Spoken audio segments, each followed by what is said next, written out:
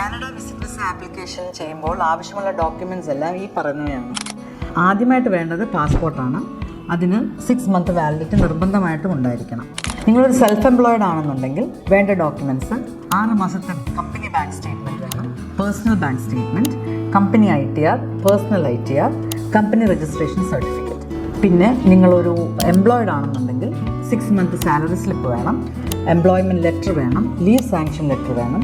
അവിടെയും നിങ്ങൾക്ക് ITR വയ്ക്കാം, 6 മന്തിൻ്റെ ബാങ്ക് സ്റ്റേറ്റ്മെൻറ്റ് വയ്ക്കാം. അതല്ല നിങ്ങൾ റിട്ടയർഡ് പേഴ്സൺ ആണെങ്കിൽ റിട്ടയർമെൻറ്റ് ഡോക്യുമെൻറ്റ് വേണം, ബാങ്ക് സ്റ്റേറ്റ്മെൻറ്റ് വേണം, ഇൻകം ടാക്സ് കൊടുക്കുന്നുണ്ടെങ്കിൽ അതുമാകാം. ഹസ്ബൻഡും വൈഫും ആണ് പോകുന്നതെങ്കിൽ നിർബന്ധമായിട്ടും മാരേജ് സർട്ടിഫിക്കറ്റ് ആവശ്യമാണ്.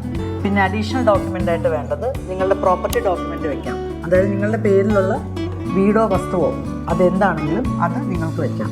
പിന്നെ വേണ്ടത് ഫിക്സഡ് ഡെപ്പോസിറ്റ്, മ്യൂച്വൽ ഫണ്ട് അല്ലെങ്കിൽ പോസ്റ്റ് ഓഫീസിലെ കുറികൾ, ഇൻഷുറൻസുകൾ, ഇതൊക്കെയാണെങ്കിലും നിങ്ങളുടെ പേരിലുള്ളത് നമുക്ക് ഡോക്യുമെൻ്റായിട്ട് വയ്ക്കാവുന്നതാണ്. ഇതൊക്കെയാണ് കാനഡ വിസിറ്റ് വിസയ്ക്ക് ആവശ്യമായിട്ട് വരുന്ന ഡോക്യുമെൻറ്റ്സ്.